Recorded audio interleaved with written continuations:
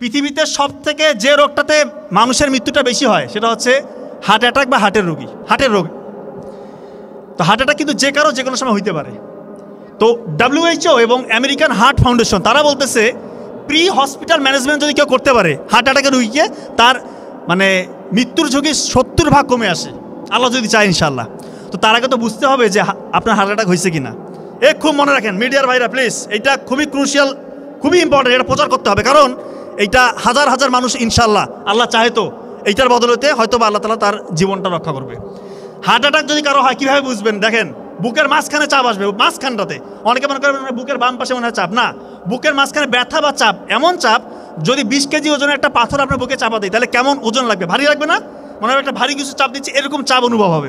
সাথে এই চাপটা আপনার এই শোল্ডারে বাম হাতের দিকে ছড়িয়ে পড়বে, হাতটা মানে কপ কপ কপ কপ করতেছে, আপনার ওই সময় ঘাম ছুটবে, সাথে শ্বাসকষ্ট হবে এবং আপনার বমি ভাব আসতে পারে এবং মৃত্যুর ভয়। এই কয়েকটা ফিচার যদি আপনার থাকে আপনি কাল বিলম্ব করবেন না। যদি হাসপাতাল পাশে থাকে অবশ্যই হাসপাতালে নেবেন, কিন্তু অনেকের এরকম হয় যে হাসপাতাল একটু দূরে আছে। এই জন্য ওই WHO এবং আমেরিকান হার্ট ফাউন্ডেশন তারা বলছে প্রি হসপিটাল ম্যানেজমেন্ট বাসায় করতে পারবেন, খুব ইম্পর্টেন্ট। অ্যাসপিরিন, একটা ট্যাবলেট অ্যাসপিরিন 300 mg চিবিয়ে খেতে হবে, অ্যাসপিরিন চিবিয়ে খেতে হবে, ইনশাআল্লাহ তার 50% মৃত্যুর ঝুঁকি কমে আসলো।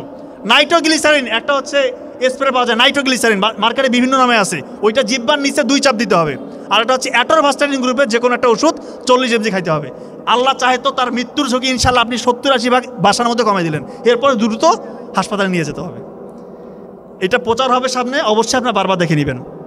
আচ্ছা, এরকম অনেক আছে যে ফ্যামিলিতে হার্টের রোগী আছে, মানে আপনি হার্ট অ্যাটাকের ঝুঁকির মধ্যে আছে, মানে আপনার পারিবারিক হিস্ট্রি আছে যে হার্টের রোগী, সেক্ষেত্রে আপনার কখনোই ইটোরিকক্সিপ যদিও ব্যথার ওষুধ খাবেন না। ইটোরিকক্সিপ, আপনার এই ওষুধটাকে টরি নামে জানেন অনেকে, অনেকে কেন দাঁত ব্যথা হচ্ছে টরি খাও বা ইটোরিস খাও। কখনো হার্টের রোগী বা হার্টের পরিবারে কারো হার্টের সমস্যা আছে, আপনারা এই টরি বা ইটোরিক্স মানে ইটোরিকক্সিপ গ্রুপের ওষুধ কখনোই খাবেন না, এটা কিন্তু হার্টের অ্যাটাক হয়ে যেতে পারে, আল্লাহ মাফ করুক। কখনোই ব্যথার ওষুধ এইভাবে খাওয়া উচিত না। আর কিডনির রোগীরা বা কিডনির ফ্যামিলি হিস্ট্রি আছে কিডনি, কখনোই ডাইক্লোফেনাক বা কিটোরোলাক জাতীয় ওষুধ কখনো নিজে আপনারা এই ওষুধটা খেতে যাবেন না। এটা কিন্তু কিডনির যে ফিল্টারিং পাওয়ার এটা কমে যেতে পারে, দেখবেন যে কিডনি ফেল করতে পারে। আমাদের বাড়ির পাশে এক মেয়ের বিয়ে হয়েছে, পেট ব্যথা হয়েছে, ওইখানে একদম মানে গ্রামের দিকে তো ডাক্তার ছিল না, ওই লোকাল যে হচ্ছে হাতুড়ি ডাক্তার, ওদের মাধ্যমে সে ওই যে কিটোরোলাক ডাইক্লোফেনাক এগুলো ইঞ্জেকশন দিয়ে 2-3 দিনের মধ্যে তার কিডনি ফেল করে, রংপুর মেডিকেলে ডায়ালাইসিস করে, আলটিমেটলি সে মৃত্যুবরণ করে, মাত্র 18-19 বছর বয়স। এই জন্য এই রিস্কটা কখনোই নেবেন না, যে কোনো ব্যথার ওষুধ খাওয়ার আগে অবশ্যই ডাক্তার দেখাবেন। আমি যত জায়গায় বক্তব্য রেখেছি, সত্যিকার অর্থে আজকে সব থেকে বেশি আমি সম্মানিত বোধ করছি। এর কারণ 2টা। নাম্বার 1, সব নিজের জেলার ভাই ব্রাদার, আপন লাগে। এর থেকেও যেটা বড় বিষয়, এমন বিশ্ববিদ্যালয়ের মঞ্চে দাঁড়িয়েছি জুলাই গণ অভ্যুত্থানে স্বৈরাচার শাসকের পতনের আন্দোলনে যে বিশ্ববিদ্যালয় অগ্রণী ভূমিকা রেখেছিল। এককভাবে কোনো আন্দোলন কখনো সফল হয় না, কিন্তু আমি যদি একজন ব্যক্তির নাম এই আন্দোলন থেকে আমাকে নিতে হয় মুখে, যার রক্তর বিনিময়ে, যিনি রক্ত দিয়েছেন, শহীদ হয়েছেন, বুলেটের সামনে নিজের বুক কেচা দিয়ে দিয়েছেন, সেই বীর, সেই আবু সাইদকে বুকে লালন করে ধারণ করেছে এই বিশ্ববিদ্যালয়। এমন বিশ্ববিদ্যালয়ে দাঁড়িয়ে কথা বলা সত্যিকার অর্থে গর্বের, সম্মানের। আমি সত্যিকার অর্থে সম্মানিত বোধ করছি, এবং আপনারা এখানে যারা আছেন আমার থেকে বেশি সম্মানিত বোধ করার কথা, কারণ হচ্ছে আপনারা সরাসরি এই বিশ্ববিদ্যালয়ের একটা অংশ। এই বিশ্ববিদ্যালয় ইতিহাসে নাম লিখে দিয়েছে, এরা ইতিহাসে নাম অলরেডি চলে গিয়েছে এই বেগম রোকেয়া বিশ্ববিদ্যালয়। আপনারা এই বিশ্ববিদ্যালয়ের একটা পার্ট, এটা সত্যিকার অর্থে আপনাদের একটা গৌরবের বিষয়। কখনো মনে করবেন না যে বেগম রোকেয়া বিশ্ববিদ্যালয়ে পড়ছি, ঢাকা ভার্সিটিতে পড়লাম না, ওটাও ভালো এটাও ভালো। আপনারা ইতিহাসের সঙ্গী হয়ে গিয়েছেন, সাথী হয়ে গিয়েছেন, সত্যিকার অর্থে ইতিহাসের অংশীদার আপনারা। আজকে থেকে প্রায় 100 বছর আগে ইতালির একটা শহরের নাম আছে না, তুরিন, নাম শুনছেন? তুরিন একটা শহর। তো ওই শহরের একটা মোটামুটি বড় গাড়ির কোম্পানির ভিতরে এক তরুণ প্রবেশ করছে। তো ওই তরুণকে ওইখানকার যে সিকিউরিটি গার্ড আছে, স্পেশালি রিসিপশনিস্ট, উনি আটকাই দিস, এই কোথায় যান? ছেলে বলতেছে যে আমি এই কোম্পানির ম্যানেজিং ডিরেক্টরের সাথে দেখা করব। আপনার কী কাজ ওনার সাথে? আমি একটা গাড়ির ডিজাইন তৈরি করছি, গাড়ির মডেল তৈরি করছি, একটু ওনাকে আমি দেখাতে চাই। তো এই রিসিপশনিস্ট বলতেছে, ওর দিকে একটু তাকাইছে আগে ছেলেটার দিকে, দেখতেছে একটা হ্যাংলা পাতলা ছেলে, মাথায় একটা ক্যাপ, হাতে একটা ছোট্ট ব্যাগ, একদম তুচ্ছ তাচ্ছিল্য করে একটা অট্ট হাসি দিস দিয়ে বলতেছে, তোমার থেকে বড় রথী যারা এই ডিজাইনের মধ্যে বস, তারা এসে এনাকে ডিজাইন দেখাইতে পারে না, দেখাইলেও কাজ হয় না, তুমি আসছো ছোকরা ছেলে, তুমি কি ডিজাইন দেখাবা? ও বলতেছে, দেখেন এই ডিজাইনটা সত্যি ইউনিক, এটা আলাদা, এটা যদি আপনারা গ্রহণ করেন, আপনাদের ম্যানেজিং ডিরেক্টরকে যদি দেখাতে পারি, আপনাদের হয়তো বা কোম্পানির চিত্রই চেঞ্জ হয়ে যেতে পারে। কিন্তু ওনার কথা শুনে নাই, ওই তরুণকে এক প্রকার ধাক্কা দিয়ে বের করে দিয়ে দরজা লাগিয়ে দিস। হতাশ হয়ে কোম্পানির বাইরে ওই ছেলেটা দাঁড়ায় আছে, কোম্পানির দিকে এক দৃষ্টিতে তাকিয়ে আছে। তাকিয়ে তাকিয়ে মনে মনে একটা কথা বলছে যে ইনশাল্লাহ আমার মেধা খাটিয়ে পরিশ্রম করে এমন জায়গায় পৌঁছাবো, এই কোম্পানির যে ওনার সে আমার সাথে দেখা করতে আসবে। তো ওই ছেলে কিন্তু বসে থাকে নাই, একটা চিন্তা করছে, সেই অনুযায়ী কাজ করছে। 2-3 বছর পর দেখা যায় ওই সময় যারা মিডিয়ার লোকজন ছিল, একটা উত্তরের ইতালির একটা উত্তরের ছোট্ট শহরে একটা ঘরের মধ্যে চলে গেছে, একজন ইন্টারভিউ নিচ্ছে। কী করছে? নিজের টাকা নাই, কোনো স্পন্সর নাই, কোনো ল্যাব নাই, একক চেষ্টায় নিজের মেধা খাটিয়ে দিন রাত পরিশ্রম করে একটা অত্যাধুনিক গাড়ির ইঞ্জিন সে তৈরি করে ফেলছে। শুধু তাই না, ওই সময়ের সবথেকে অত্যাধুনিক বিলাসবহুল স্মার্ট ইউনিক মডেলের গাড়ি ওই ছেলে উপহার দিয়েছে, এবং এখন পর্যন্ত ওই গাড়ি সুনামের সাথে গোটা বিশ্বে গাড়ির কোম্পানিগুলোর মধ্যে সে রোল করছে। আপনারা ফেরারি গাড়ির নাম শুনছেন না?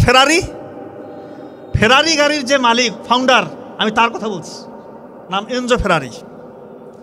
এবং সত্যি সত্যি উনি যে বলেছিল এই কোম্পানির মালিক হয়তো একদিন আমার সাথে দেখা করতে আসবে, সত্যিকার অর্থেই ওই যে গাড়ির কোম্পানির যে রিসিপশনিস্ট ওনাকে বের করে দিয়েছিল, ওই গাড়ির কোম্পানির মালিক, ওরা এক সময় দেখা যাচ্ছে তাদের গাড়ি ওরকম চলে না, ওনাদের মালিক গভর্নিং বডি পুরো ওনার সাথে দেখা করতে গেছে যে আপনি যদি আমাদেরকে একটু হেল্প করতেন, একটা যদি মডেল দিতেন।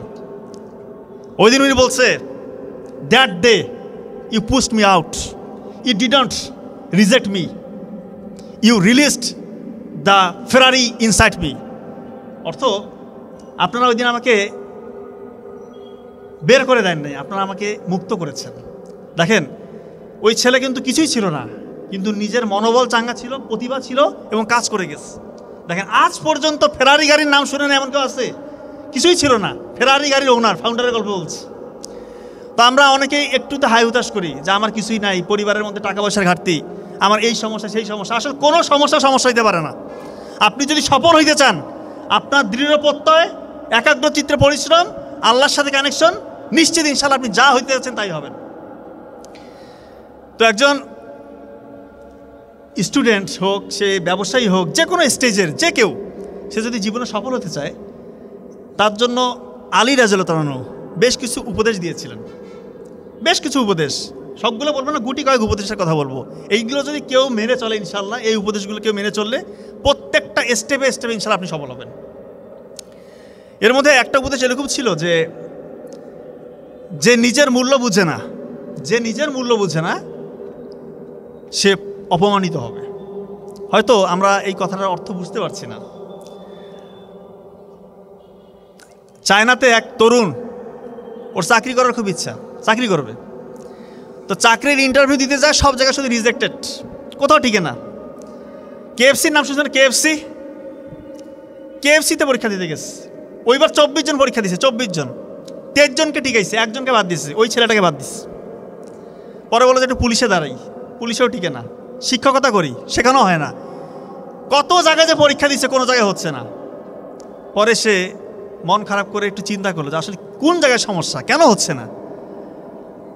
সে পরে অনেকক্ষণ চিন্তাধারা করে দেখলো যে আসলে চাকরি আমার জন্য না, আমি উদ্ভাবন করতে পারি, নতুন কিছু দুনিয়াকে দিতে পারি। এবং সত্যিকার অর্থেই গোটা দুনিয়াকে সে এমন কিছু দিয়েছে যেটা এখন পর্যন্ত মানুষ স্মরণ করে। আপনার আলিবাবার নাম শুনছেন? আলিবাবা প্রতিষ্ঠাতাকে জ্যাকমার গল্প বলতেছে। দেখেন, এই জন্য জীবনে আপনারা বিভিন্ন জায়গায় হতাশ হবেন, হয়তো পরীক্ষায় ফেল করবেন। আপনাদের স্ট্রং জন কোনটা, এটা আপনাকে বের করতে হবে। সবার জন্য কিন্তু চাকরি না, আমরা তো সবাই মনে করি শুধু বিসিএস ক্যাডার হবো, বিসিএস ক্যাডার হবো, এই চাকরি করবো, সেই চাকরি করবো। আপনার যদি স্ট্রং জন চাকরি না হয়, চাকরির পরীক্ষা না হয়, আপনি কেন এটাতে যাবেন? আপনি আগে খুঁজে বের করেন আপনার উইকনেস কোনটা, আপনার স্ট্রং জোন কোনটা। আপনার যেটা স্ট্রং জোন আপনি সেখানে যান, ওইখানে আপনি অনেক কিছু করতে পারবেন। আপনার হয়তো উইকনেস, আপনি চাকরি পরীক্ষাতে ভালো করতে পারবেন না, এরকম অনেকেই আছে ট্যালেন্টেড, বাট পরীক্ষায় ভালো করে না বা ভাইভাতে গিয়ে ঘাবড়ে যায়, ভালো করতে পারে না। আপনি হয়তো অন্য কোনো একটা স্ট্রং জোন আপনার আছে, আপনি ওইটাতে আগান। এই ভুলটা করবেন না। আপনার একজন বন্ধু বা কাছের মানুষ হয়তো বা বিসিএস ক্যাডার হয়েছে, আপনাকে হয়তো এটা এরকম না, দুনিয়াতে অনেক কিছু করার আছে। আর সফলতা মানে শুধু চাকরি না রে ভাই, চাকরি মানে পরাধীনতা, এই কথাটা আজীবন মনে রাখবেন। চাকরি শব্দটা এসে চাকর থেকে। আমরা তো বিসিএস ক্যাডার অফিসার, আমরা জানি চাকরি যদি করেন আপনি একটা বান্ডিংসের মধ্যে থাকবেন। আর যদি নিজে উদ্ভাবক হইতে পারেন, যদিও এটা চান্সেস খুব কম থাকে, ব্যবসায়ী হওয়ার সুযোগ অনেক আছে। দেখেন যে ব্যবসায়ী হওয়া যায় কিনা, এখানে আল্লাহ তাআলার বরকতও আছে, আপনার স্বাধীনতাও আছে। আপনি নিজেই বস, ওই জি হুজুর করতে হবে না আপনাকে। চাকরি করবেন মানে আপনি জি হুজুর। বাড়ি থেকে বের হইলে কোথাও যাবেন ফ্যামিলি নিয়ে, আপনার ছুটি লাগবে, দরখাস্ত দাও, এই করো সেই করো, দুনিয়ার প্রটোকল দরকার আছে। দুনিয়ার মধ্যে কি আপনি এই যে বন্দি জেলখানে থাকবেন? আমি বলতেছি না চাকরি খারাপ, কোনো কিছু না করার থেকে চাকরি করা ভালো, তবে চাকরি করার থেকেও ভালো কিছু করার আছে। তো আলী রাদিয়াল্লাহু তাআলা আরেকটা উপদেশ দিয়েছেন এরকম, যে কঠোর পরিশ্রম করে আল্লাহ তাআলা তার জন্য পথ খুলে দেয়। আপনারা তো অনেকে খেলা দেখেন, লিওনেল মেসির নাম তো শুনছেন, মেসি কি সেই খেলে না, মানে 1 নাম্বার প্লেয়ার দুনিয়ার বলা চলে। তো ছোটোবেলায় কিন্তু ওর একটা রোগ ধরা পড়ে, আপনারা জানেন হয়তো, গ্রোথ হরমোন নাই, মানে সে বড় হবে না। ওরকম ওই হরমোনের যদি তাকে দেওয়া না হয়তো বাইরে থেকে, তার কিন্তু খেলার কোনো সুযোগই ছিল না। তো যাই হোক, ভাগ্যক্রমে বার্সেলোনার চোখ তার উপর পড়ছে, ওইখান থেকে তুলে নিয়ে যেয়ে চিকিৎসা করছে। কিন্তু তারপরও বিশ্বের মধ্যে 1 নাম্বার প্লেয়ার হবে এইটা কিন্তু হওয়া সম্ভব হয়েছিল না। কিন্তু পরিশ্রম, এমন পরিশ্রম করছে, দেখেন কোন জায়গায় গেছে। আর একটা বিশ্বকাপ মনে হয় খেলবে, মনে হয় বিশ্বকাপটা নিবেও, আই ডোন্ট নো যে নিবে কিনা, তবে যেভাবে খেলতেছে মনে নিয়ে নিবে। আরেকজন কথা বলি, ক্রিস্টিয়ানো রোনালদো, ওরও অনেক ভক্তকুল আছে। তো 14 বছর বয়সে তাকে স্কুল থেকে বের করে দিয়েছে, তো তোমার স্কুলে পড়ার কোনো যোগ্যতা নাই। 15 বছর বয়সে হার্টের একটা মেজর সমস্যা, হার্টের অপারেশন করলো, ডাক্তার বলতেছে তুমি কখনোই খেলাধুলা করবা না, মানে কম্পিটিটিভ খেলা তো দূরের কথা, সাধারণ খেলাধুলা তুমি করবা না। ও বলতেছে আমি খেলবো। সেই খেলা, ওর পরিশ্রমের লেভেল আপনি জানেন কোন পরিশ্রম করতো? ভোরবেলা উঠে পরিশ্রম করে। এমনি দুনিয়ার 1 নাম্বার প্লেয়ার, 1-2 নাম্বারের মতো সেও তো আস, 40 বছর বয়স ছুঁই এখনো খেলতেছে, কবে যে থামবে আল্লাহ ভালো জানে। তো যে পরিশ্রম করবে তাকে কিন্তু আল্লাহ তাআলা অবশ্যই পথ দেখাবে। উসাইন বোল্ট দুনিয়ার 1 নাম্বার, কি সবথেকে দ্রুততম মানব না? তার মেরুদণ্ডের হাড় কিন্তু বাঁকা, এটা হয়তো অনেকে জানেন কি জানেন আমি জানি না। সে যখন স্টার্টিং ব্লকে দাঁড়ায় দৌড় দেওয়ার জন্য, তার কোমরে ব্যথা শুরু হয়, দৌড়াবে কি? ডাক্তার বলতেছে তোমার জন্য দৌড় প্রতিযোগিতা নয়, তুমি অন্য কিছু করো। ওর এতই মনোবল চাঙ্গা, সে বলতেছে আমি দৌড়াবো। শুধু দৌড়াবো তাই না, দুনিয়ার মধ্যে 1 নাম্বার দ্রুততম আমি হবো, এতটাই কনফিডেন্স লেভেল এবং এত পরিশ্রমী। দেখেন দৌড় আমি তার কয়েকটা দেখছি, দৌড়ার আগেই উদযাপন শুরু, দৌড় মানে প্রতিযোগিতা শুরু হয়েছে তার আগেই উদযাপন। অন্যরা তো এমনি ভয় পেয়ে যাবে, কী রে ভাই প্রতিযোগিতা শুরুর আগে উদযাপন, এবং আসলে সে প্রতিটা প্রতিযোগিতায় ফার্স্ট হয়ে যায়। তো এই জন্যই পরিশ্রম করলে আপনি যে ধর্মেরই হন, যে লেভেলেরই হন, পরিশ্রম করবেন অবশ্যই সফল হতে হবেন আপনি। এখন বিষয় হচ্ছে এখানে বেশিরভাগ ক্যান্ডিডেটের মনের আশা হচ্ছে বিসিএস ক্যাডার হওয়া, আমি যতদূর বুঝি। তো বিসিএসে কিন্তু পরীক্ষা দেয় 4-5 লাখ, এর মধ্যে হবে 2-2.5 হাজার 3 হাজার। এইখানে শুধু পরিশ্রম করলে কিন্তু হবে না, একটু বুদ্ধি খাটাতে হবে, একটু বুদ্ধি খাটিয়ে চলতে হবে। পরিশ্রম করে 5 লাখ কিন্তু আর পরিশ্রমী স্টুডেন্ট না, অনেকে আছে এমনি পরীক্ষা দেই, কিন্তু 50,000 40-50,000 স্টুডেন্ট আছে খুব ভালো পরিশ্রমী। এদের মধ্যে থেকে টপ 2000-এর মধ্যে আপনি যদি যেতে চান, আপনাকে একটু সায়েন্টিফিক ওয়েতে আগাইতে হবে। যেমন আমি একটা কথা বলি, এই কথাগুলো অনেকবার বলেছি, আপনি যদি ভোরবেলা 4 ঘন্টা পড়েন, আরেকজন স্টুডেন্ট আপনার রাতের বেলা 4 ঘন্টা পড়তেছে, আপনি তার থেকে 20-30 গুণ আগায় গেলেন, 20-30 গুণ, অথচ কোয়ান্টিটিটা কিন্তু সেম। ও 4 ঘন্টা পড়ছে, আপনিও 4 ঘন্টা পড়ছেন, সে রাতে পড়ছে, আপনি ভোরবেলা পড়ছেন, পার্থক্য দেখেন তৈরি হয়ে গেল। একজন কোনো রিভিশন দেওয়া দেই নাই, আর আপনি প্রতিদিন আগের পড়াগুলো রিভিশন দিয়ে এরপর নতুন পড়া পড়তেছেন, আপনি তার থেকে বহুগুণ আগায় গেলেন।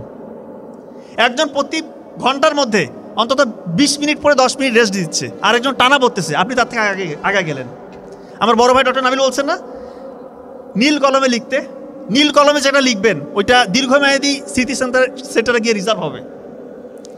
আর একজন কালো কলমে লিখতেছে বা লিখতেছেই না, তো যে লিখতেছে না আর আপনি লিখতেছেন, আবার নীল কলমে লিখতেছেন, আপনি সায়েন্টিফিক ওয়েতে আগাচ্ছেন, তা আপনার সাথে তো ওর একটা পার্থক্য, ভিজিবল পার্থক্য হয়ে গেল। বেশিরভাগ স্টুডেন্ট দেখবেন রাত জাগে, এই ভুলটা করবেন না। রাত জাগলে আপনার দেখবেন যে আপনি যে রাত জাগলো না ভোরে উঠলো, তার থেকে আপনি বহুগুণ পিছিয়ে গেলেন। আর রাত যে জাগে কি করে ভাই? পড়ালেখা করে, গবেষণা করে নাকি? বেশিরভাগ এই যে স্টল, এই টিকটক, ইনস্টাগ্রাম, রিলস, এগুলো বানানো হয়েছে আপনার মস্তিষ্ক 5 সেকেন্ডের মধ্যে সীমাবদ্ধ থাকে। আপনার যে মানে চিন্তা চেতনা, ফোকাসিং পাওয়ার 5 সেকেন্ডের বেশি আপনি যেন ফোকাস কোথাও দিতে না পারেন, এই জন্য এটা তৈরি করছে। দেখেন না এখন সবাই অধৈর্য, একটা কিছু আসছে দেখছে, ঠাস করে পরেরটাতে গেল, কোথায় যাচ্ছে সে নিজেও জানে না। ব্রেন এভাবে হাইপার অ্যাক্টিভ হয়ে গেছে। এখন এই ব্রেন নিয়ে যখন আপনি বিসিএস এর মতো পড়ায় যাবেন বা কোনো গবেষণা ধরনের পড়ায় যাবেন, ওইখানে হিউজ পড়া দেখে আপনার তো মাথা খারাপ। আপনার ব্রেন তো হয়ে গেছে শর্ট টার্ম, 5 সেকেন্ডের মধ্যে আপনি শেষ, আপনার ফোকাস আর থাকে না, কনসেন্ট্রেশন থাকে না। তো সেই জায়গা থেকে এত হিউজ পড়া আপনি কীভাবে পড়বেন? দয়া করে এই জিনিসগুলো করবেন না, আনইউজুয়াল স্ক্রল করবেন না। আচ্ছা, এরপরে যে উপদেশটা উনি দিয়েছেন আলী রাদিয়াল্লাহু আনহু, যে কোনো পরিস্থিতিতে কাজ চালিয়ে যেতে হবে। এক্ষেত্রে একটা চমৎকার গল্প বলি আপনাদেরকে। আজকে থেকে প্রায় 1000 বছর আগে মিশরের এক দুর্ধর্ষ কঠোর শাসক ও ইচ্ছা প্রকাশ করছে যে নীল নদে নাকি বাদ দিবে। আরে নীল নদ, এটা কি সেই নীল নদ? এটা কি যেই নদী নাকি? পৃথিবীর দ্বিতীয় দীর্ঘতম নদী, আফ্রিকা মহাদেশের দীর্ঘতম নদী, যেটাকে রাসূলুল্লাহ সাল্লাল্লাহু আলাইহি ওয়াসাল্লাম বলতেছে জান্নাতি নদী। এইটা মিশরীয় সভ্যতা যেটার উপর গড়ে উঠছে, এর গভীরতা অন্যরকম। এখনও অনেকে মাপতে পারে না এটা কোন জায়গায়, এটার উৎস কোথায়। এখনও বিজ্ঞানীরা দ্বিধাদ্বন্দ্বে থাকে যে সত্যিকার উৎস কোথায়। অনেকে বলে ইথিওপিয়ার কোনো একটা পাহাড় থেকে, অনেকে বলে উগান্ডা থেকে, একজন এক কথা বলে। সত্যিকার যে উৎস কোথায় এটা কেউ জানে না। ওই শাসক নাকি নীল নদের মধ্যে একটা বাদ দিবে, দিয়ে নাকি সেচ করবে, কৃষিকাজ করবে 1000 বছর আগে। তো ইচ্ছা পোষণ করছে, এখন ইচ্ছা প্রকাশ করছে, তার যে উপদেষ্টা মণ্ডলী আছে এটাকে বাস্তবায়ন করতে হবে। যে খুঁজো কোথায় আছে, দুনিয়া খুঁজো। খুঁজতে খুঁজতে ওই সময়ে সব থেকে যে জ্ঞানী ব্যক্তি, ইরাকের বাসরা শহরের নাম শুনছেন? বাসরা শহর ইরাকের, ওই শহরের একজন জ্ঞানী ব্যক্তি সন্ধান পাইছে। ওনাকে বলছে যে এরকম একটা প্রকল্প নিচ্ছে আমাদের শাসক, আপনি কি করতে পারবেন? বলতেছে হ্যাঁ, আমি মনে হচ্ছে আমি পারবো। ওনাকে নিয়ে আসছে রাজদরবারে। মহারাজা তো মহা খুশি যে সে যে স্বপ্ন দেখছে সেটা বাস্তবায়ন হবে। ওনাকে আপ্যায়ন টাপ্যায়ন করে বলতেছে ঠিক আছে, আপনি এখন নীল নদে চলে যান, যা যা লোকজন দরকার আপনারা সব নিয়ে যান। উনি লোকজন নিয়ে নীল নদে গিয়ে গবেষণা করে দেখতেছে আসলে এই কাজ হবার নয়। ওই সময় যে প্রযুক্তি, যে এক্সিস্টিং প্রযুক্তি ছিল, এটা দিয়ে নীল নদে বাদ দেওয়া সম্ভব না। এখন ইনি চিন্তা করতেছে আমি যদি এই কথা যে রাজাকে বলি যে এই কাজ হবে না, যে রাজা এ কিছু হইলে শুধু কতল, খালি মাথা কাটে, এই কাজ করা যাবে না। কী করতে হবে? উনি পাগলের অভিনয় করলো, নিজেকে মানসিকভাবে ভারসাম্যহীন এইটা প্রমাণ করার জন্য পাগলের অভিনয় করলো। ওনাকে এরপরে রাজদরবারে নিয়ে যাওয়া হলো। রাজা বললো কী ব্যাপার, এনার তো একটা প্রকল্প দিয়েছিলাম, কাজ হয়েছে? বলতেছে বেচারা বেশ পরিশ্রম করছে, দিনরাত খাটছে আপনার জন্য, আলটিমেটলি পাগল হয়ে গেছে। তো শাসক এমন শাসক, ও বলতেছে না এগুলো কথা বুঝি না, ওকে ফাঁসিতে ঝুলাও। সবাই তো হতো বা কী ব্যাপার, এটা কেমন রাজা? বলতেছে না ওকে ফাঁসি দিতে হবে। তো উপদেষ্টা মণ্ডলী যারা আছে ওরা বলতেছে দেখেন মহারাজা, এনাকে যদি ফাঁসি দেন, ইনি কিন্তু জ্ঞানী ব্যক্তি, দুনিয়ার অনেকে এনাকে চিনে, এটা কিন্তু আমাদের রেপুটেশনের উপর একটা আঘাত আনতে পারে। তাহলে কী করতে হবে? যে এনাকে ছেড়ে দেন। বলছে না, ছাড়াছাড়ি নাই, ওকে যাবজ্জীবন কারাদণ্ড দাও। ওই বেচারাকে যাবজ্জীবন কারাদণ্ড দিস। তো এরকম শাসককে আপনারা দেখছিলেন? ছিল না? কিছু হইলে, মতের অমিল হইলেই জেলে ঢুকাও, আয়না ঘরে ঢুকাও, শাস্তি দাও, গুম করো। বাংলাদেশের জন্য এরকম শাসক আর না আসে। সবাই একতাবদ্ধ থাকবেন, কোনো স্বৈরা শাসককে বাংলাদেশে আর জায়গা দিবেন না। কেউ যদি বাংলার জমিনে আর স্বৈর শাসন করতে চায়, কিভাবে তাকে টেনে হিচড়ে নামাতে হয় সেই শিক্ষা আমাদেরকে আবু সাঈদ দেখে দিয়ে গিয়েছে। তো যাই হোক, ওই বেচা জেলখানায় গিয়েছে। জেলখানা কি বসে থাকে পাবলিক? জ্ঞানী ব্যক্তি সবসময় লেখাপড়া করে। বলতেছে ভাই আমাকে একটা কাগজ, পাগল তো পাগলের মতো বলতেছে কাগজ কলম দাও, লিখবে, খালি লিখবে। বলতে পাগল ছাগল কী করে, দাও কাগজ কলম দাও। একটা ছোট্ট ছিদ্র আছে তার, ওই যে জেলখানার মধ্যে রাখছে, ছোট্ট ছিদ্র দিয়ে শুধু আলো পাস হয়, আলো আসে। ওই আলো নিয়ে গবেষণা শুরু করেছে। আলোটা কীভাবে ওয়ালের মধ্যে প্রতিফলিত হচ্ছে, ওখান থেকে কী হচ্ছে, এইটা থেকে আলোর যত সূত্র আপনারা পড়েন, যারা ফিজিক্সের ছাত্রছাত্রী আছেন, আলোর যে লেন্সের সূত্র, আমাদের চোখের যে লেয়ারগুলো আছে, এখানে লেন্স আছে, cornea, retina, aqueous humour, vitreous humour, optic nerve, সবগুলো উনি আবিষ্কার করছে। ওই সময় পর্যন্ত মানুষ জানতো যে আলো আমাদের চোখ থেকে কোনো বস্তুতে যখন আলো যায় আমরা সেই জিনিসটা দেখি। ওই সময় পর্যন্ত মানুষ এইটা জানতো। কিন্তু উনি এটা ভুল প্রমাণিত করে বললেন যে না, কোনো বস্তুতে যখন আলো প্রতিফলিত হয়ে আমাদের চোখে এসে ধরা দেয় তখনই আমরা কোনো বস্তু দেখি। এটা উনি আবিষ্কার করছে। শুধু তাই না, আলোর উপর সব থেকে কয়েক খণ্ডের একটা বিখ্যাত বই, আপনারা হয়তো নাম শুনছেন, কিতাব আল মানাজির, বুক অফ অপটিক্স নাম শুনছেন? এই বুক অফ অপটিক্স উনি লিখেছেন। শুধু তাই না, কয়েকশো বই উনি জেলখানায় বসে লিখছে। আপনারা তো এখন আইনস্টাইন, নিউটন এনাদের কথা শুনছেন, বা এনারাই মনে করেন যে বিজ্ঞানী। আইনস্টাইন নিজের প্রতিকৃতির সাথে এই বিজ্ঞানীর নাম রাখতো, নিজের প্রতিকৃতির সাথে ওই বিজ্ঞানীর প্রতিকৃতি রাখতো। ওই বিজ্ঞানী আর কেউ না, ইবনে আল হাইতাম। নাম শুনছেন? ইবনে আল হাইতাম। দেখেন, যে কোনো পরিস্থিতিতে আলী রাদিয়াল্লাহু তাআলা বলছে যে তোমরা কাজ চালিয়ে যাও। এই বেচারা কাজ চালিয়ে গেছে। দেখেন, আজকে দুনিয়া ওনাকে স্মরণ করতেছে। তো আপনারা কাজ বন্ধ করবেন না। যে যে স্টেজে আছেন, যে পরিস্থিতিতে আছেন, যে হালতে আছেন, আপনারা পরিশ্রম করেন, নিশ্চিত ইনশাআল্লাহ সফলতার মুখ দেখবেন। তো আলী রাদিয়াল্লাহু তাআলা আরেকটা কথা বলেছেন যে অস্বাস্থ্যকর জীবনযাপন করো না। এটাকে আমি যদি একটু ঘুরাই বলি, তার মানে স্বাস্থ্যকর জীবনযাপন করতে বলছে। এটা আমার জোন, এটা আমার সাথে যায়। এখানে কিছু ডাক্তারি আপনাদের শেখাবো ইনশাআল্লাহ। ডাক্তারি তো শেখানো যায় না, কিন্তু কিছু আমি আপনাদেরকে বলবো, খুবই ইফেক্টিভ হবে ইনশাআল্লাহ। বাসায় অনেকের আছে না হার্টের রোগী আছে, বা মুরব্বীরা কেউ আছে যে হার্টের রোগী? একটু হাত তুলেন প্লিজ। অনেক, সংখ্যাটা অনেক। পৃথিবীতে হাত নামান। পৃথিবীতে সব থেকে যে রোগটাতে মানুষের মৃত্যুটা বেশি হয় সেটা হচ্ছে হার্ট অ্যাটাক বা হার্টের রোগী, হার্টের রোগ। তো হার্ট অ্যাটাক কিন্তু যে কারো যে কোনো সময় হইতে পারে। তো WHO এবং আমেরিকান হার্ট ফাউন্ডেশন তারা বলতেছে প্রি হসপিটাল ম্যানেজমেন্ট যদি কেউ করতে পারে হার্ট অ্যাটাকের রোগীকে, তার মানে মৃত্যুর ঝুঁকি 70% কমে আসে, আল্লাহ যদি চায় ইনশাআল্লাহ। তো তার আগে তো বুঝতে হবে যে আপনার হার্ট অ্যাটাক হয়েছে কিনা। খুব মনে রাখেন মিডিয়ার ভাইরা প্লিজ, এইটা খুবই ক্রুশিয়াল, খুবই ইম্পর্টেন্ট। এটা প্রচার করতে হবে, কারণ এইটা হাজার হাজার মানুষ ইনশাআল্লাহ, আল্লাহ চাহে তো এইটার বদলতে হয়তো বা আল্লাহ তাআলা তার জীবনটা রক্ষা করবে। হার্ট অ্যাটাক যদি কারো হয় কীভাবে বুঝবেন? দেখেন, বুকের মাঝখানে চাপ আসবে, মাঝখানটাতে। অনেকে মনে করেন বুকের বাম পাশে মনে হয় চাপ, না, বুকের মাঝখানে ব্যথা বা চাপ, এমন চাপ যদি 20 কেজি ওজনের একটা পাথর আপনার বুকে চাপা দেয় তাহলে কেমন ওজন লাগবে? ভারী লাগবে না? মনে হয় একটা ভারী কিছু চাপ দিচ্ছে, এরকম চাপ অনুভব হবে। সাথে এই চাপটা আপনার এই শোল্ডারে বাম হাতের দিকে ছড়িয়ে পড়বে, হাতটা মানে কপ কপ কপ কপ করতেছে। আপনার ওই সময় ঘাম ছুটবে, সাথে শ্বাসকষ্ট হবে এবং আপনার বমি ভাব আসতে পারে এবং মৃত্যুর ভয়। এই কয়েকটা ফিচার যদি আপনার থাকে, আপনি কাল বিলম্ব করবেন না। যদি হাসপাতাল পাশে থাকে অবশ্যই হাসপাতাল নেবেন, কিন্তু অনেকের এরকম হয় যে হাসপাতাল একটু দূরে আছে। এই জন্য ওই WHO এবং আমেরিকান হার্ট ফাউন্ডেশন তারা বলছে প্রি হসপিটাল ম্যানেজমেন্ট বাসায় করতে পারবেন, খুব ইম্পর্টেন্ট। অ্যাসপিরিন, একটা ট্যাবলেট অ্যাসপিরিন 300 mg চিবিয়ে খেতে হবে। অ্যাসপিরিন চিবিয়ে খেতে হবে, ইনশাআল্লাহ তার 50% মৃত্যুর ঝুঁকি কমে আসলো। নাইট্রোগ্লিসারিন একটা হচ্ছে স্প্রে পাওয়া যায়, নাইট্রোগ্লিসারিন মার্কেটে বিভিন্ন নামে আছে, ওইটা জিহ্বার নিচে 2 চাপ দিতে হবে। আর একটা হচ্ছে অ্যাটোরভাস্টাটিন গ্রুপের যে কোনো একটা ওষুধ 40 mg খাইতে হবে। আল্লাহ চাহে তো তার মৃত্যুর ঝুঁকি ইনশাআল্লাহ আপনি 70-80% বাসার মধ্যে কমাই দিলেন, এরপরে দ্রুত হাসপাতালে নিয়ে যেতে হবে। এটা প্রচার হবে সামনে, অবশ্যই আপনার বারবার দেখে নেবেন।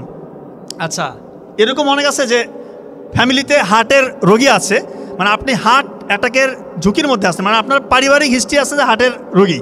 সেক্ষেত্রে আপনার কখনোই ইটোরিকক্সিব যদিও ব্যথার ওষুধ খাবেন না। ইটোরিকক্সিব, আপনার এই ওষুধটাকে টরি নামে জানেন অনেকে, অনেকে কেন দাঁত ব্যথা হচ্ছে টরি খাও বা ইটোরিক্স খাও। কখনো হার্টের রোগী বা হার্টের পরিবারে কারো হার্টের সমস্যা আছে, আপনারা এই টরি বা ইটোরিক্স মানে ইটোরিকক্সিব গ্রুপের ওষুধ কখনোই খাবেন না। এটা কিন্তু হার্টের অ্যাটাক হয়ে যেতে পারে, আল্লাহ মাফ করুক। কখনোই ব্যথার ওষুধ এইভাবে খাওয়া উচিত না। আর কিডনির রোগীরা বা কিডনির ফ্যামিলি হিস্ট্রি আছে কিডনি, কখনোই ডাইক্লোফেনাক বা কিটোরোলাক যদি ওষুধ কখনো নিজে আপনারা এই ওষুধটা খেতে যাবেন না। এটা কিন্তু কিডনির যে ফিল্টারিং পাওয়ার এটা কমে যেতে পারে, দেখবেন যে কিডনি ফেল করতে পারে। আমাদের বাড়ির পাশে এক মেয়ের বিয়ে হয়েছে, পেট ব্যথা হয়েছে, ওইখানে একদম মানে গ্রামের দিকে তো ডাক্তার ছিল না, ওই লোকাল যে হচ্ছে হাতুড়ি ডাক্তার, ওদের মাধ্যমে সে ওই যে কিটোরোলাক ডাইক্লোফেনাক এগুলো ইঞ্জেকশন দিয়ে 2-3 দিনের মধ্যে তার কিডনি ফেল করে, রংপুর মেডিকেলে ডায়ালিসিস করে, আলটিমেটলি সে মৃত্যুবরণ করে, মাত্র 18-19 বছর বয়স। এই জন্য এই রিস্কটা কখনোই নেবেন না। যে কোনো ব্যথার ওষুধ খাওয়ার আগে অবশ্যই ডাক্তার দেখাবেন। এখানে এমন কেউ আছে যে চুল পড়ে যাচ্ছে, চুল, ওরে আল্লাহ, এটা একটু ক্যামেরা প্লিজ, ক্যামেরা। আচ্ছা না, থামান, হাতগুলো নামান। যাদের চুল পড়ে যাচ্ছে আমি বলি একটা টোটকা দিয়ে যাচ্ছি ইনশাআল্লাহ, এটা খুবই ইফেক্টিভ, এভিডেন্স বেসড। 7টা উপাদান। মহাদেশ কয়টা? 7টা উপাদান মনে রাখেন।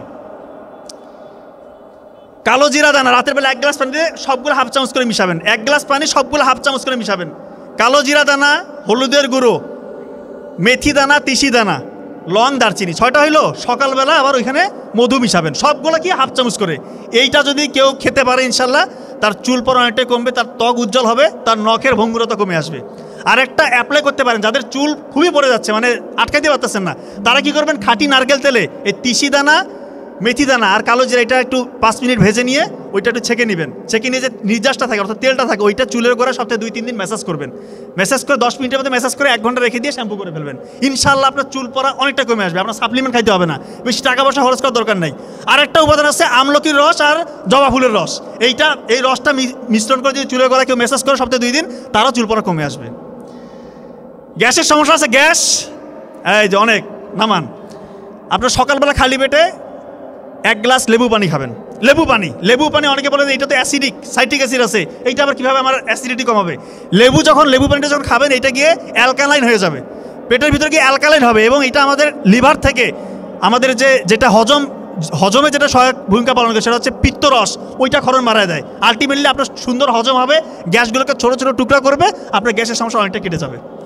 আর যাদের আইবিএসের সমস্যার সাথে গ্যাসের সমস্যা, আইবিএসের সমস্যা অনেকে ভুগতেছে। আইবিএসটা হচ্ছে অনেকের দেখবেন কনস্টিপেশন হয়, অনেকের ডায়রিয়া হয়। তো যাদের এরকম আইবিএসের সমস্যা তারা অবশ্যই জিরা পানি খাবেন।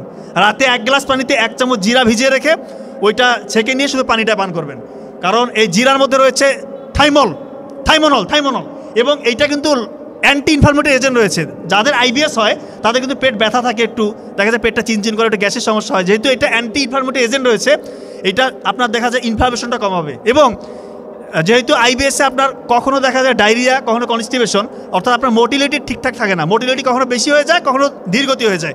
তো এই জিরা পানিটা আপনার মোটিলিটিটা স্বাভাবিক রাখবে এবং বড় বড় যে গ্যাসগুলো আছে এই গ্যাসের কণাগুলোকে ছোটো ছোটো কণায় ভেঙে ওটাকে বের করে দিবে এবং আমাদের স্টোমাক থেকে লাইপেস, অ্যামাইলেস, বিভিন্ন যে হজমের যে এনজাইমগুলো এগুলো রিলিজিং মানে সিক্রেশনটা বাড়ায় দেয়। তার মানে জিরা পানিটা আপনারা খাবেন।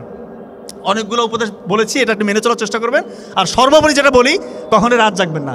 রাত জাগলে মেয়েদের হরমোনাল ইমব্যালেন্স হয়। বারবার বলতেছি, ছেলেদেরও হরমোনাল ইমব্যালেন্স, মেয়েদেরও হরমোনাল ইমব্যালেন্স। এই যে এখন এত বেশি ইনফার্টিলিটি রোগী পাচ্ছি, মেয়েরা বিয়ের পর বাচ্চা ধারণ করতে পারতেছে না, বন্ধা হয়ে যাচ্ছে, এর অন্যতম একটি মূল কারণ হচ্ছে রাত জাগা, সাথে fast food, fatty food, sugar জাতীয় খাবার খাওয়া। অনেকে একটু অলস জীবনযাপন করে, এটা করবেন না। এটা করলে দেখা যায় নিজেরই ক্ষতি হবে, আলটিমেটলি বিয়ের পরে অনেকের ইনফার্টিলিটি ডেভেলপ করতে পারে। এই জন্য রাত জাগাটা ছেলে মেয়ে সবার জন্যই খারাপ। আচ্ছা, যে কথায় এসেছি, উনি বলেছে অস্বাস্থ্যকর জীবনযাপন করা যাবে না, আলী রাজা কথায় আছে, তার মানে আমাদেরকে স্বাস্থ্যসম্মত জীবনযাপন করতে হবে। এরপরে উনি যে কথা বলেছেন যে অলসতা হচ্ছে মানুষের জীবনের জন্য সব থেকে শত্রু, মানে বড় শত্রু হচ্ছে অলসতা। তো এটা আমরা সবাই জানি যে অলস মস্তিষ্ক শয়তানের কারখানা। ইউরোপের একজন সব থেকে ট্যালেন্টেড, ওই সময়ের বিস্ময় বলদ ছিল, মানে এতই ট্যালেন্টেড, তাকে তুলনা করা হচ্ছে যে এই ছেলেটা ভবিষ্যতে আইনস্টাইন হবে। কিন্তু তার মধ্যে একটা সমস্যা ছিল, সে প্রোক্রাস্টিনেশনে ভুগত, অর্থাৎ আজকের কাজ, দিনের কাজ দিনে করতো না। সে বলতে আজকের কাজটা আমি কালকে করবো, পরশু দিন করবো, ফেলায় রাখতো, অলস জীবনযাপন করতো। রাতে দেখা যাচ্ছে ঘুমটা আগে ঘুমাচ্ছে না, ভোরবেলা পর্যন্ত সে জেগে আছে, দিনের রুটিনটা ফলো করতেছে না, সে এক কথায় অলস জীবনযাপন করতো। আলটিমেটলি এই ছেলে আইনস্টাইনের দূরের কথা একটা ছোটো চাকরিও জোগাড় করতে পারে নাই। ওই ছেলের নাম হচ্ছে ওয়াল্টার ওয়ার্নার। ইউরোপে এখনও ওই ছেলেটাকে স্মরণ করে, কিন্তু খারাপভাবে স্মরণ করে, ভিলেন আকারে। এত মেধা থাকা সত্ত্বেও সে একটা চাকরি জোগাড় করতে পারে নাই। কারণ কি? সে পরিশ্রমী ছিল না, সে অলস জীবনযাপন করছে। আমাদের বেশিরভাগ ছেলেমেয়েরা সময়ের গুরুত্ব দেয় না ভাই। পৃথিবীতে এমন কেউ নাই যে সফল হয়েছে দুনিয়াতে আপনারা যাদের নাম উচ্চারণ করেন, যাদেরকে স্মরণ করেন, এমন কেউ নাই যে সময়ের মূল্য দেয়নি। অযথা সময় নষ্ট করবেন না, আনইউজুয়াল ফ্রেন্ডদের সাথে মিশবেন না। আপনি 5 জনের সাথে মিশতেছেন, ওই 5 জনের গড়পড়তা হচ্ছে আপনি যাদের সাথে মিশেন তাদের গড়পড়তা হচ্ছে আপনি হয়তো খুব হাই অ্যাম্বিশন রাখেন যে আমি বিশেষ ক্যাডার হবো বা উদ্ভাবক হব, কিন্তু আপনি যার সাথে ঘুরতেছেন ওর কোনো মানে দেখা যায় যে কোনো ভীষণই নাই। সে সারাদিন জুয়া খেলতেছে মোবাইলের মধ্যে, বা মানে আনইউজুয়াল অ্যাক্টিভিটিস করতেছে, তার মধ্যে দেখবে যে সে সবসময় শুধু নেগেটিভ কথা বলে, হ্যাঁ আমাদের দ্বারা কি চাকরি হয় নাকি, মানে নেগেটিভ কথা বলে, নেগেটিভ চিন্তা করে, আনইউজুয়াল অ্যাক্টিভিটিসের মধ্যে জড়িয়ে আছে। এরকম ফ্রেন্ড সার্কেলকে ডিলিট করেন নিজের ভালোর জন্য।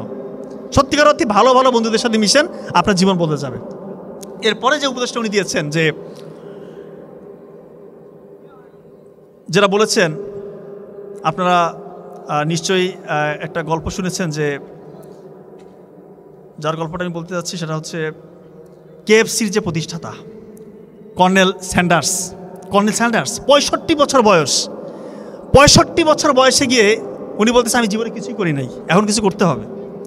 জীবনে কিছুই করি না, এখন করতে হবে। কী করতে হবে? আমি কোনটা পারি? বলতেছে আমি খুব ভালো চিকেন ফ্রাই করতে পারি। কিন্তু দাঁড়ে দাঁড়ে যাচ্ছে, সকল রেস্টুরেন্টের কাছে যাচ্ছে, সবাই রিজেক্ট করে দিচ্ছে, বলতেছে না তোমার এই কেএফসি মানে এই হচ্ছে চিকেন খাওয়ার মতো না, অযোগ্য। 1001 জায়গায় গেছে, সবাই রিজেক্ট করে দিচ্ছে। অনেকে বলতেছে যে আপনার এই সময় নাতিপুতির সাথে সময় কাটাবেন, বাসায় একটু খেলাধুলা করবেন তাদের সাথে, এগুলো কী শুরু করছেন? কিন্তু উনি হাল ছাড়ে নাই, আলটিমেটলি KFC প্রতিষ্ঠা করে দেখা দিস, 65 বছর বয়স। তার মানে হাল ছাড়া যাবে না, হাল ছাড়া যাবে না। আরেকটা বিষয় হচ্ছে জ্ঞান অর্জন করতে বলেছেন। আল্লাহ তাআলা বলছে জ্ঞান অর্জন করো, জ্ঞান অর্জন করে তুমি অনেক উঁচু হবা। তো জ্ঞান অর্জন করলে যে আসলে উঁচু হয় এরকম উদাহরণ অসংখ্য আছে। আপনার ইবনে সিনার নাম শুনেছেন। ইবনে সিনা মেডিকেল সায়েন্সের কথা আসলেই যার নাম আমাদেরকে নিতে হয়, উনি কিন্তু খুব গরিব ঘরে জন্মগ্রহণ করেছিলেন, খুব গরিব ঘরে। ছোটোবেলা থেকেই খুব পড়ার প্রতি নেশা, কিন্তু বাবাকে বলতো বাবা বই এনে দাও, বাবার ওই ক্ষমতা নাই, বই যে এনে দিবে ওই ক্ষমতা নাই। উনি পরে পাশে যে মসজিদের লাইব্রেরি আছে ওইখানে মোমবাতির আলোতে পড়তেন, দিনরাত পড়তেন। এত স্টাডির প্রতি তার আগ্রহ, এত পড়ালেখা করতেন। এবং ওনার যে বই, লেখা বই ক্যানন অফ মেডিসিন, 600 বছর ইউরোপের মেডিকেল স্টুডেন্টদেরকে পড়ানো হতো। এবং এখনও আপনারা জানেন ইবনে সিনার নাম, আমি তো বারবার বলছি, মেডিকেল সায়েন্সের নাম আসলেই ওনার নাম অতপ্রতভাবে জড়িত। তার মানে কেউ যদি জ্ঞান অর্জন করে সত্যিকার অর্থে আল্লাহ তাআলা তার সম্মান বাড়িয়ে দেয়। উনি আরেকটা কথা বলেছেন আলী রাদিয়াল্লাহু আনহু, যে এটা খুবই গুরুত্বপূর্ণ, এটা বলে আমি শেষ করব। তোমরা নফসকে কন্ট্রোল করো, চোখের হারাম থেকে নিজেকে রক্ষা করো, কারণ চোখের হারাম, চোখের গুনাহ তোমার হৃদয়কে মেরে ফেলবে। খুব গুরুত্বপূর্ণ কথা। আজকালকার যুবক যুবতীদের বেশিরভাগ সময়, বিশেষ করে যুবকদের, এই মোবাইলের অশ্লীলতার মধ্যে তাদের সময় পার হয়ে যায়। এই যে পর্নোগ্রাফি ইন্ডাস্ট্রি, এটা $multi-trillion ইন্ডাস্ট্রি, এইটার উদ্দেশ্য এবং কাজই হচ্ছে যুবক যুবতীদেরকে ধ্বংস করা। এইটা নিয়ে আমি অসংখ্যবার আলোচনা করেছি, কারণ এই জায়গাতে অ্যাড্রেস করতে হবে। অনেকে বলে যে এইটা নিয়ে কথা বলার কি আছে, এইটা নিয়ে কথা বলতে হবে, এইটা 1 নম্বর সমস্যা। আমার কাছে হাজার হাজার যুবকরা ফোন দিয়ে কান্নাকাটি করে, বলতেছে আমি এত ব্রিলিয়ান্ট মেরিটোরিয়াস স্টুডেন্ট ছিলাম, আজকে আমার মেধাশক্তি কাজ করতেছে না, আমি যেটা পড়ি সেটাই ভুলে যাই, আমার মনের ভিতরে কোনো উচ্চাকাঙ্ক্ষা নাই, শুধু হতাশা, মনে হয় আমি একা দুনিয়াতে কেন বেঁচে আছি। অনেকে মনে হয় যে আমি সুইসাইড করি না কেন, কারণ তার এই যে অশ্লীলতা শয়তান তার ভিতরে ঢুকাই দিস। দয়া করে এই অশ্লীলতাটা ছাড়তে হবে। যদি সত্যিকার অর্থে যে কোনো স্টেজে আপনি সম্মান পেতে চান, আপনাকে অশ্লীলতা ছাড়তে হবে। এটা শুধু স্টুডেন্টদের জন্য বলতেছি না, যে কোনো স্টেজের মানুষ গোপন গুণে লিপ্ত হইতে পারে, যে কোনো স্টেজের। অনেকে আছে বৃদ্ধ বয়সে গোপন গুণে লিপ্ত থাকে, তার জন্য করুণ পরিণতি। আমি এটা বারবার বলতেছি, এই গোপন গুণা ছেড়ে দিয়ে গোপন ইবাদত করেন। মোবাইলে কিসের এত অশ্লীলতা, আপনারা কি মজা পান এখানে? শয়তান এখানে মজা দিয়েছে। আলটিমেটলি বিয়ের পর বাস্তব জীবনে আপনারা মজা পাবেন না, বিয়েগুলোর সংসারগুলো টিকবে না।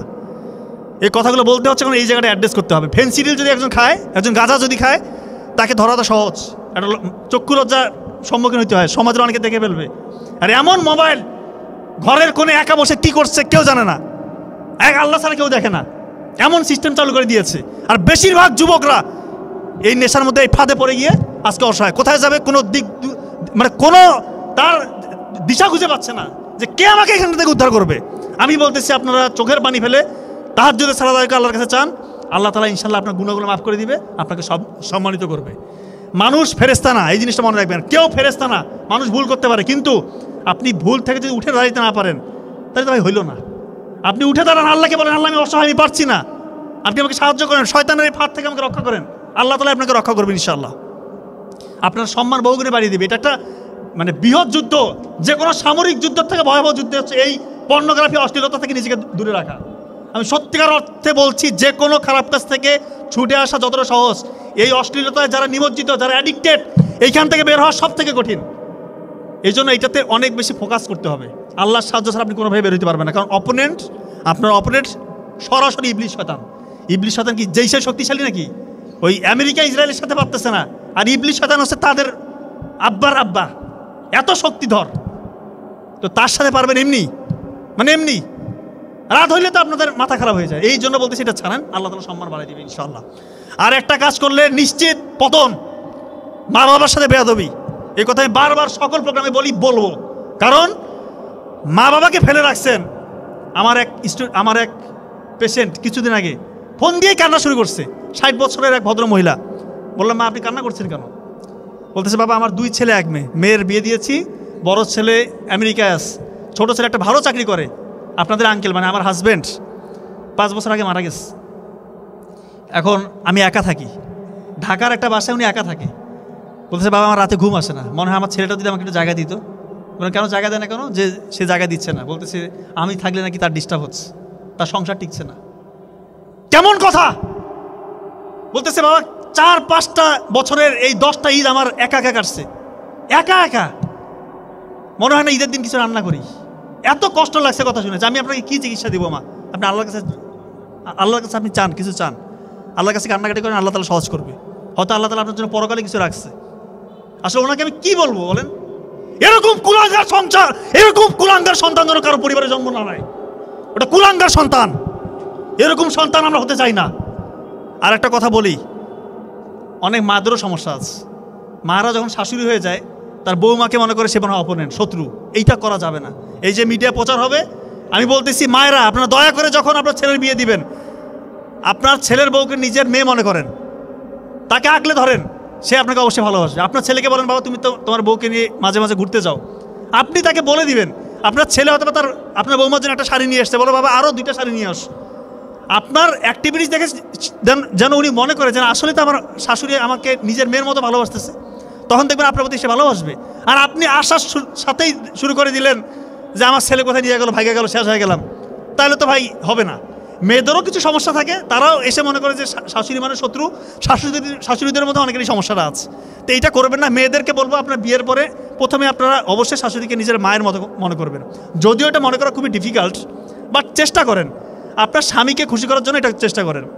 আপনার শাশুড়ির খেদমত করেন, চেষ্টা করেন এটাকে আল্লাহ তাআলাকে খুশির জন্য, যেটা এটা আপনাদের দায়িত্ব না, বাট আপনার স্বামীকে খুশির জন্য এটা করেন, সম্পর্কটা ইজি হয়ে যাবে।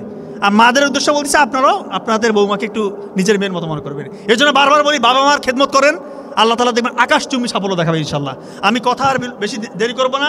3টা জিনিস জীবন থেকে মুছে ফেলেন। 3টা জিনিস। রাত জাগা, আপনি সফল হবেন। রাত জাগবেন না দয়া করে, আমার কথাটা আপনি হারে হারে টের পাবেন। রাত 10টার মধ্যে ঘুমিয়ে যাওয়ার চেষ্টা করেন, রাত জাগবেন না। এবং আনইউজুয়াল, অযাচিত, মানহীন স্ক্রল করবেন না। মানহীন স্ক্রল করবেন না। কি দেখতেছেন, কি জন্য দেখতেছেন, মানে কোনো উদ্দেশ্য আছে, কি শিখতেছেন, এটা করবেন না। জীবন বদলে যাবে, বিশ্বাস করেন জীবন বদলে যাবে। আর হচ্ছে খারাপ সঙ্গ, ব্যাড সার্কেল, টক্সিক সার্কেল থেকে বের হয়ে আসেন। যার সাথে ঘুরতেছেন আগে দেখেন ও কি আসলে হাই অ্যাম্বিশন রাখে, সে কি ধার্মিক। আগে ভালো করে চিন্তা ভাবনা করে দেখেন যে সত্যিকার অর্থে যে ভালো হয় ওর সাথে সময় কাটাতে পারেন, কোনো সমস্যা নেই। আমি বলতেছি না ঘরের কোণে বসে সারাদিন পড়ো না, খেলাধুলা করবেন, আপনি ধর্মীয় বই পড়বেন, কালচারাল অ্যাক্টিভিটিস যেটা ধর্মের সাথে যায় এরকমগুলো করবেন। আপনারা সবই করবেন, কিন্তু মেইন ফোকাসটা আপনার থাকতে হবে। এবং দিনের পড়াটা দিনে শেষ করবেন। ওই একদিন পড়লাম 7 দিন ফেলে রাখলাম, পরীক্ষার আগে পড়বো, এইভাবে জীবনে সফল হতে পারবেন না। আপনাদের মেইন সমস্যা হচ্ছে আপনারা বলেন যে গ্রাজুয়েশন কমপ্লিট করে বিসিএসের বড় পড়বেন। বিসিএস বলে না, যেটাই হতে চান এখন থেকে আপনার স্কিল ডেভেলপ করেন। স্কিল ডেভেলপ করতে হবে এখন থেকে, না হলে ওই সময় যে পারবেন না।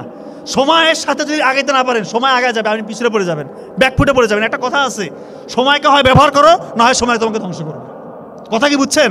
হয় সময়কে ব্যবহার করো, না হয় সময় তোমাকে ধ্বংস করবে।